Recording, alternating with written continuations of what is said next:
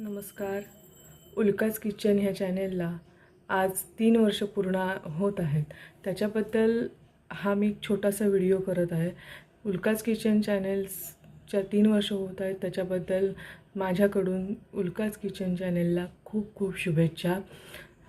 हे चॅनेल माझ्या आईचं आहे आणि खरंच खूप अभिमान आहे या गोष्टीचा की वयाच्या 66व्या वर्षी सुरू केलेलं हे चॅनेल आज 3 वर्षाची यशस्वी घोडदौड करून 4000 सबस्क्रायबरना आपल्याबरोबर घेऊन ही वाटचाल करत आहे आणि अतिशय यशस्वीपणे ही वाटचाल चालू आहे.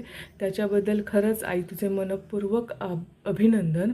आणि इथे सांगायला विशेष वाटतं की आजकाल मुलं करिअर असं 16-17 वर्षापासून विचार करत असतात, पण आपलं करिअर वयाच्या 66व्या वर्षीसुद्धा एका वेगळ्या पद्धतीने सुरू करून ते यशस्वी करू शकतो, ही प्रेरणा आम्हाला याच्यातून मिळते.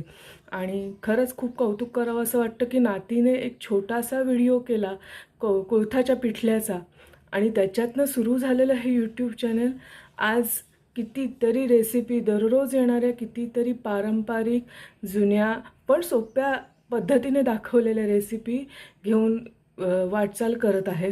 आणि आमच्यासारख्यांना ज्यांना ह्या काही पारंपरिक रेसिपी माहिती नाहीत त्यांच्यासाठी तर ह्या रेसिपी कायमस्वरूपी स्मरणात राहिलेल्या आहेत.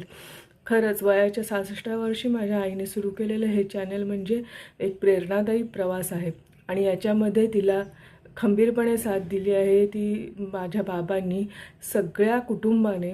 खरोखर पहिल्या वर्षी जेव्हा 1000 सबस्क्रायबर पूर्ण झाल्याचा सोहळा कुटुंबाने केला तो खरंच बघण्यासारखा होता आणि हे कौतुक करणारं एकत्र कुटुंब मिळालं आहे.